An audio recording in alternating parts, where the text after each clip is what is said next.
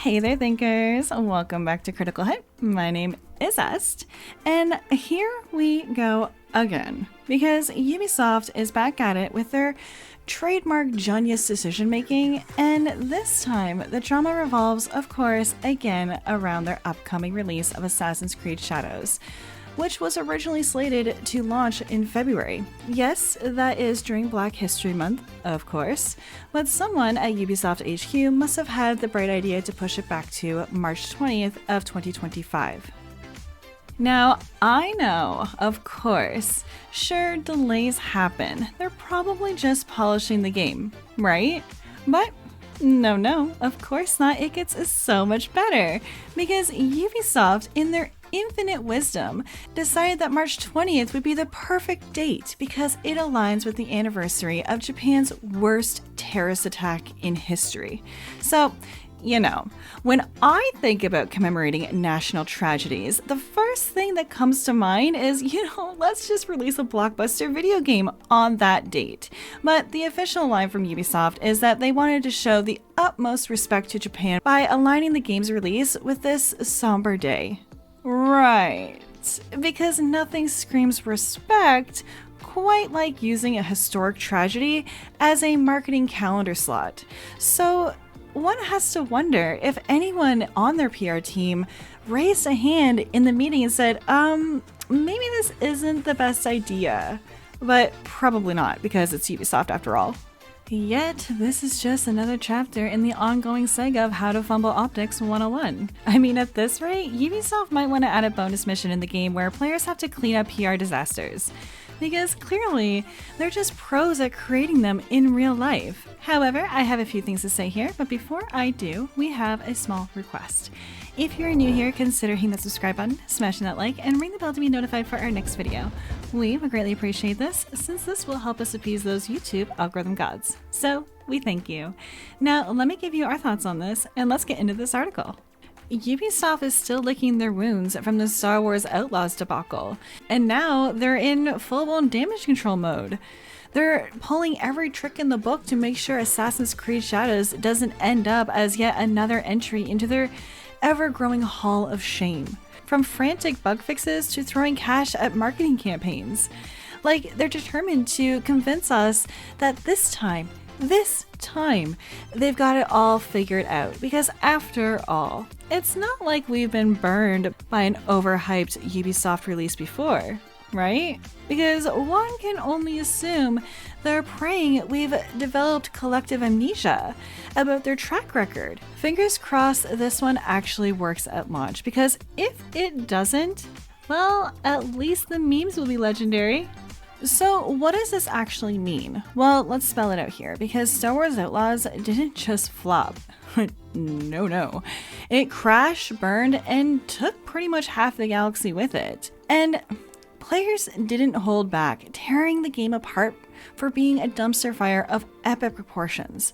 And let's not even get started on Ubisoft's bizarre priorities.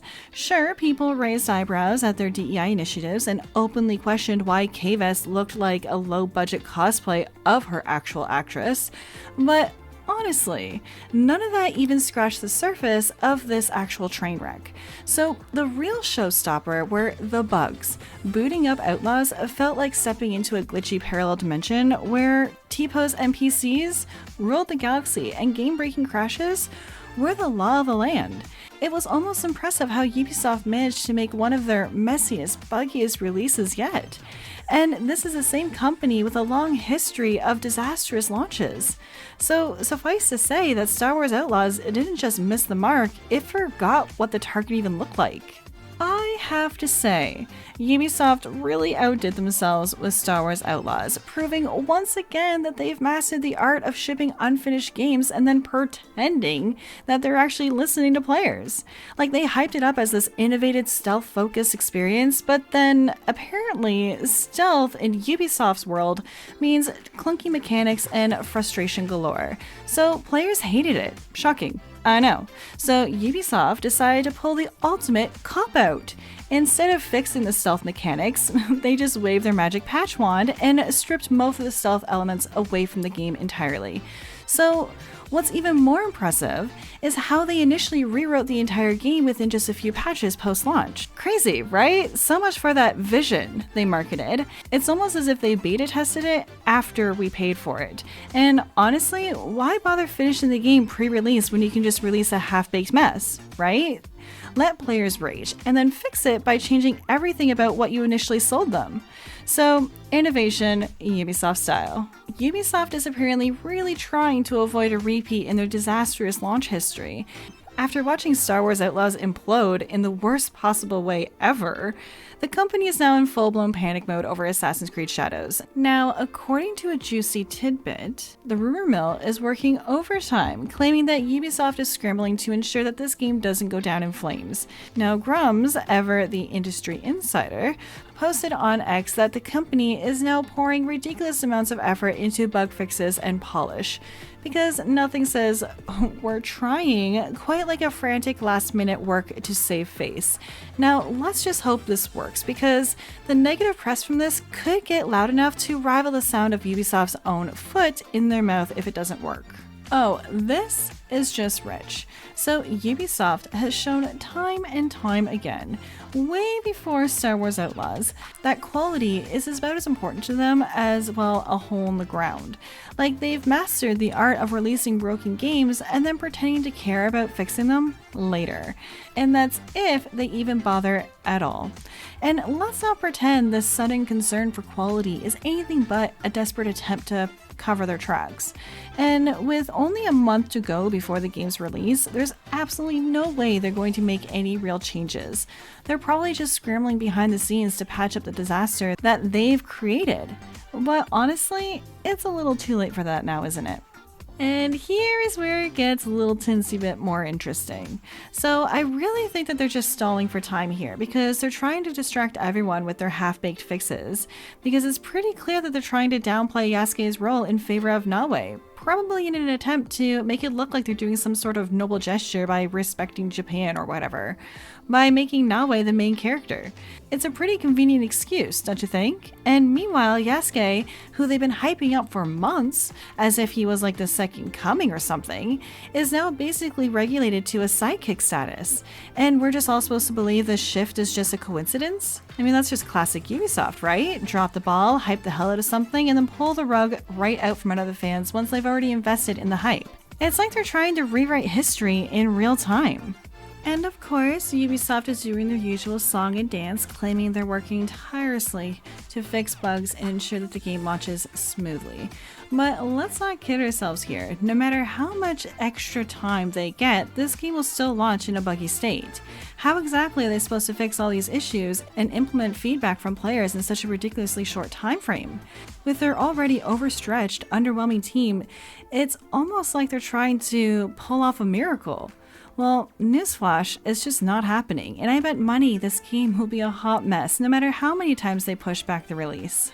So, it just so happens that the big, powerful game developers are totally quaking in their little booties.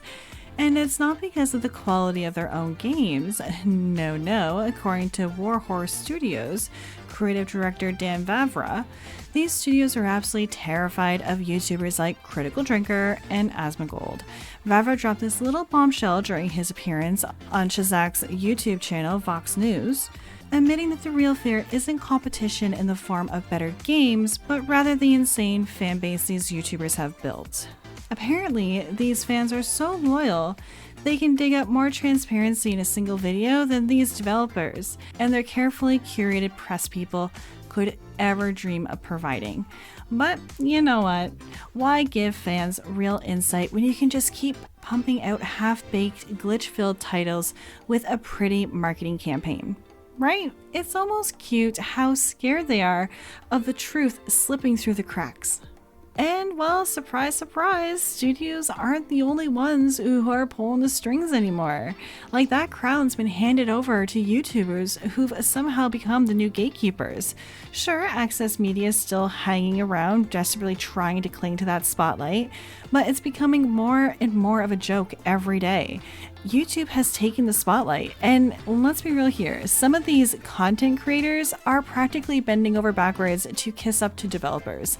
They're not just reviewing games, they're getting in bed with the very people they're supposed to be critiquing. All for a little bit of attention, early access, and probably some free merch. They've basically turned into a whole new access media, pretending to be unbiased while secretly hoping for that sweet, sweet developer approval. You know, for personal gain. So according to Reddit user Prak, Vavra went on about how companies are absolutely shaking in their little booties, hate YouTubers like Critical Drinker and Asmongold who have the audacity to rip into big corporate giants, because apparently these YouTubers have become the new boogeyman of the gaming industry. And why is that? Well, their reach is so huge that it makes traditional game journalists look like a bunch of amateur bloggers scribbling in their basements. I mean, one YouTuber's fanbase can easily surpass the entire audience of gaming journalism. And that's right, just one person with a camera and a microphone can now outshine the entire industry's collective audience. Like, talk about a nightmare for suits in a boardroom who probably didn't realize that they were dealing with such an unstoppable force. Well, guess it's true, because YouTube really is the new king of media. The traditional journalists are just the court gestures at this point, right? And we have the glorious rise of YouTubers who've managed to completely flip the gaming industry on its head, because traditional gaming journalism, yeah, that's slowly becoming shoved into a graveyard of things that used to matter. Because now it's all about YouTubers, the real game changers, who hold the power to shape narratives faster than any magazine ever could. Developers used to have control over the message, but now they're under constant surveillance from independent creators who aren't afraid to throw their dirty laundry out for everyone to see. With every misstep, glitch, or half-baked release, these YouTubers are there. Like, the whole thing is like watching a reality show where everyone's got a camera, and the developers are scrambling to keep up. The next few years? Well, it's going to be pure chaos as the power shift grows and the gaming world tries to figure out how to deal with a bunch of creators who don't play by the old rules. So it's going to get messy. However, those are my thoughts on this. Let me know your thoughts down in the comments below. And hey, before you go, subscribe to our channel, smash that like button, and ring the bell to be notified for our next video. As always, this is Est, and I'm signing off now, so I'll see you in the next one. Toodles!